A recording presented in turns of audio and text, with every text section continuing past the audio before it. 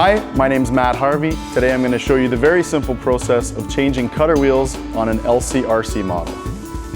You'll need a few simple tools. I have here just a regular hammer. This is a punch, or you can also use a Phillips or Robertson screwdriver. This is some general purpose grease and something to spread grease on your pins and wheels before replacing them. Take your punch, place it over the wheel pin and give it a tap. Knocks out the pin.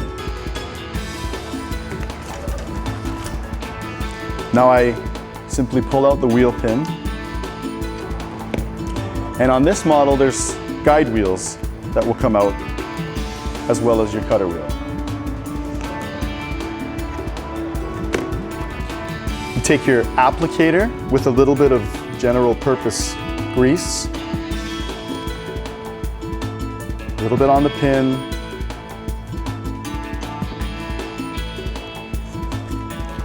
and on either side of the cutter wheel. When replacing the wheel, a tip is to start with the guide, followed by the pin, cutter wheel,